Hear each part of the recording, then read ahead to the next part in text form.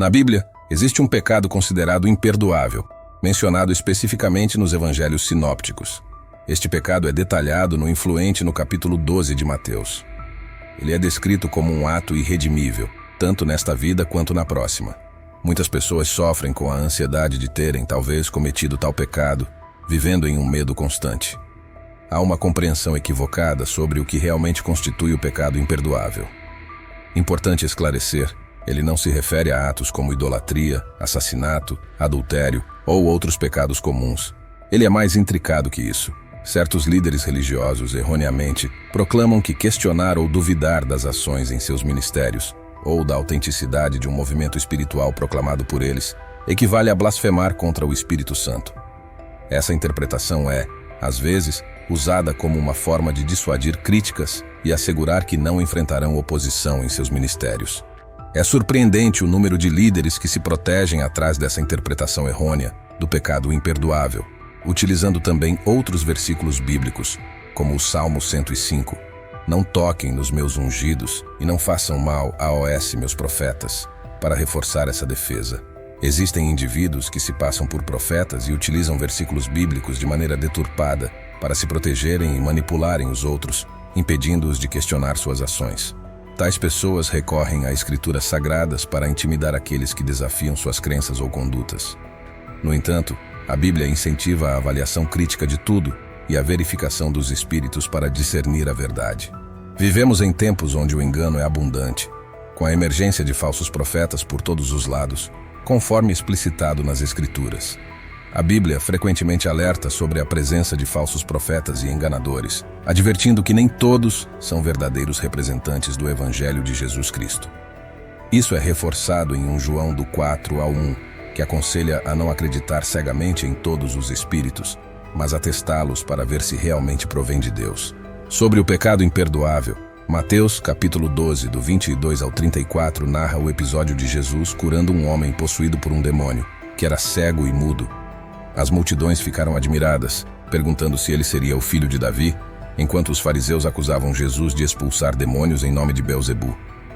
Jesus respondeu destacando a incoerência dessa acusação, argumentando que se Satanás estivesse expulsando a si mesmo, seu reino não se sustentaria. Ele enfatizou que, se estava expulsando demônios pelo Espírito de Deus, então isso era um sinal de que o reino de Deus havia chegado. Jesus concluiu afirmando que quem não está com ele está contra ele, e quem não ajunta com ele, espalha. Assim vos afirmo, todo tipo de pecado e blasfêmia será perdoado aos homens, exceto a blasfêmia contra o Espírito Santo, que não encontrará perdão. Alguém que fale contra o Filho do Homem pode ser perdoado, mas aquele que blasfema contra o Espírito Santo não será perdoado, seja nesta era ou na futura. Uma árvore é reconhecida pelos frutos que produz. Assim, faça a árvore e seus frutos serem bons ou maus, pois é pela qualidade do fruto que se conhece a árvore. Geração de víboras.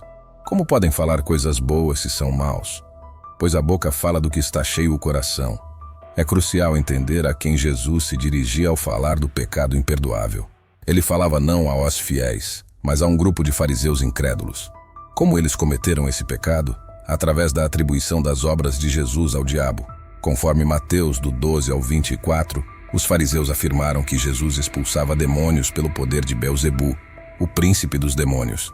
Eles não mencionaram ou se opuseram explicitamente ao Espírito Santo. O que fizeram foi atribuir as ações milagrosas de Cristo, realizadas pelo poder do Espírito Santo, a uma força demoníaca. Essa negação não foi fruto de ignorância ou mal-entendido. Eles testemunharam os feitos extraordinários de Jesus, mas ainda assim, negaram deliberada e intencionalmente que suas obras eram realizadas por meio do Pai e do Espírito Santo. Em resumo, essas pessoas observaram os feitos de Jesus e os atribuíram a um demônio, como se fossem realizados por alguém impulsionado pelo poder do inferno. Eles negaram o poder do Espírito Santo atuando por meio de Jesus Cristo. O que é essencial entender nesta mensagem é que Deus é misericordioso e capaz de perdoar os pecados, independentemente do passado. Não há necessidade de viver no temor de ir para o inferno. Deus é um Deus de perdão.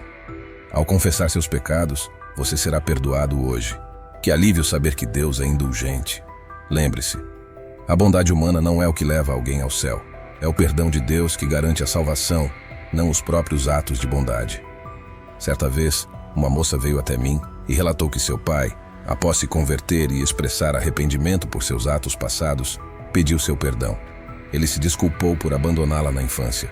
Ela, contudo, disse que nunca perdoaria seu pai. Ao ouvir isso, pensei que, embora ela não o perdoasse, Deus o perdoaria. Não é reconfortante saber que a salvação não depende do perdão ou da aceitação de outras pessoas? A salvação depende unicamente do perdão divino.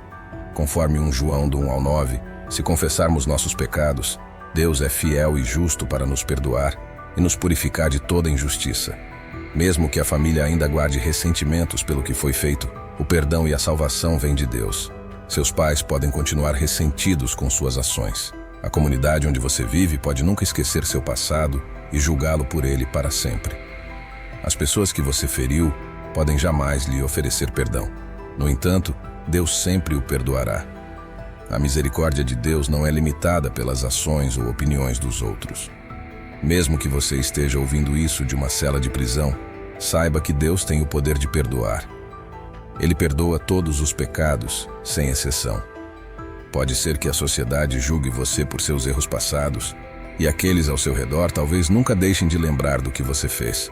As pessoas frequentemente lembram e julgam os erros alheios. Contudo, preste atenção no que diz a palavra de Deus em Hebreus do 8 ao 12.